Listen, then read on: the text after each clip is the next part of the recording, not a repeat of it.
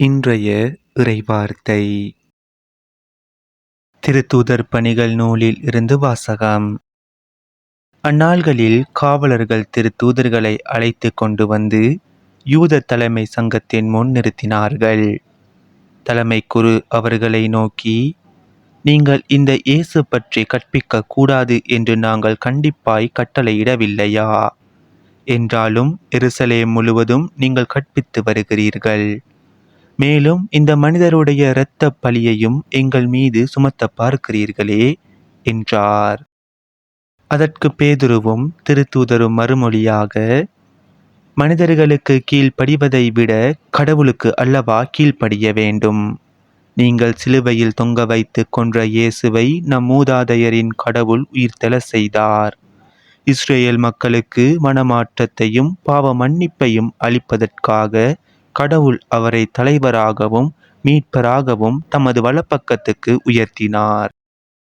இவற்றுக்கு நாங்களும் கடவுள் தமக்கு கீழ்ப்படிவோருக்கு அருளும் தூய ஆவியும் சாட்சிகள் என்றனர். இவற்றை கேட்ட தலைமை சங்கத்தார் கொதித்தெழுந்து திருத்தூதர்களை கொல்ல திட்டமிட்டனர். இது ஆண்டவர் வழங்கும் அருள்வாக்கு. இறைவா உமக்கு நன்றி. இன்றைய தினத்துக்கு உரிய நற்செய்தி வாசகம்.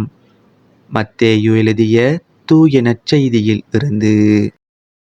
அக்காலத்தில் இயேசு தமது சொந்த ஊருக்கு வந்து அங்குள்ள தொழுகை கூடத்தில் அவர்களுக்கு கற்பித்தார். அதை கேட்டவர்கள் வியப்பில் ஆழ்ந்தார்கள். அவர்கள், எங்கிருந்து இந்த ஞானம் இவருக்கு வந்தது? எப்படி இந்த வல்ல செயல்களை செய்கிறார்? இவர் தச்சருடைய மகன் அல்லவா? இவருடைய தாய் மரியா என்பவர் தானே?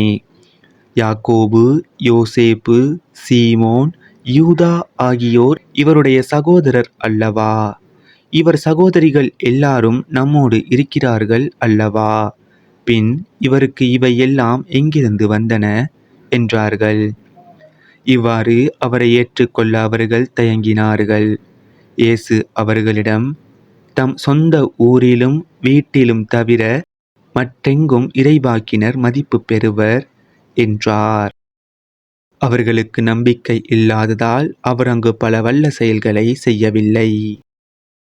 இது நம் கிறிஸ்து இயேசு வழங்கும் வாழ்வு தரும் நற்செய்தி.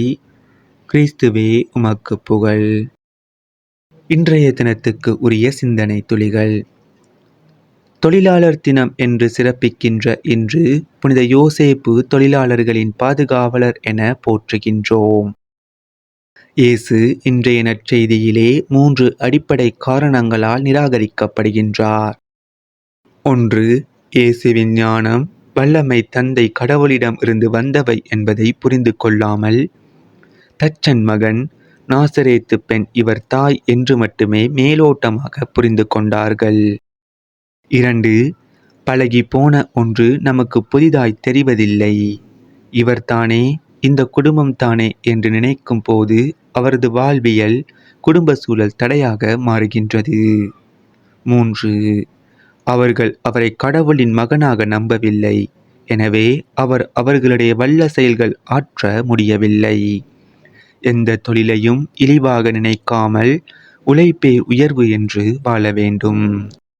அன்றன்றைக்கான இறைவார்த்தைகளையும் நற்செய்தி வாசகங்களையும் சிந்தனை துளிகளையும் பெற்றுக்கொள்ள நம் சேனலை சப்ஸ்கிரைப் செய்து கொள்ளுங்கள்.